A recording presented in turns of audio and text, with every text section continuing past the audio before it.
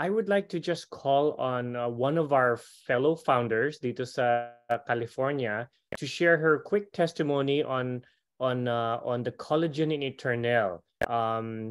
Si Bambi Pabalan, she's a beautician here and esthetician. I'd like to call on Bambi. Bambi, would you please unmute and just share a little bit of your testimony? Hello po, magandang gabi sa inyong lahat. I'm very happy na nakasama ako dito sa first Filipino Zoom natin. Kasi feeling ko talaga ang sarap magtagalog. Di po ba? Lalo na pag kayo yung kausap ko. So anyway, esthetician po ako dito ng siguro mga 6 years na. Pero sa Pilipinas pa lang po, esthetician na rin ako. Meron akong salon dyan. So I've been practicing siguro mga 23 years na.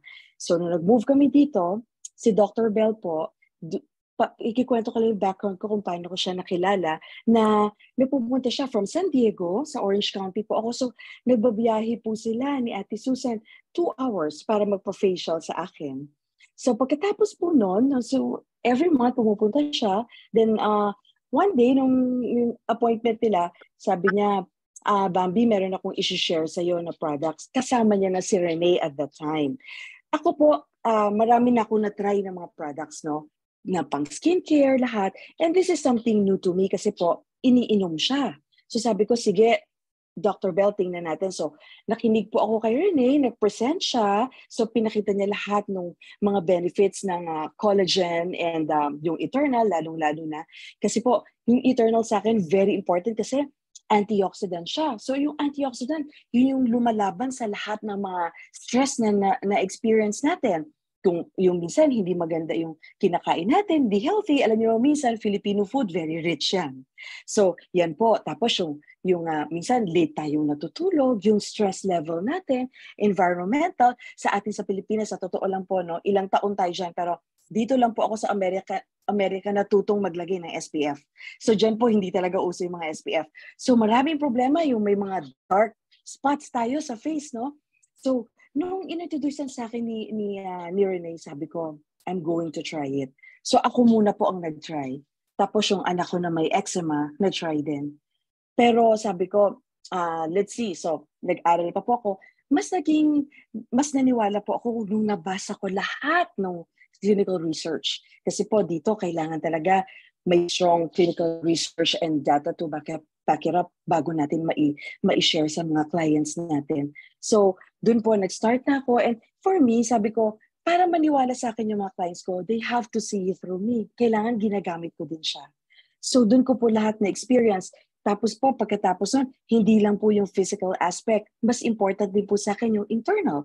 Kasi po, so nag-start na rin po akong sabi na lahat po yan ginamit ko. Kasi hindi naman lahat maganda ang skin. Meron din yung may mga acne, mga teenagers, meron din mga adults na may mga acne.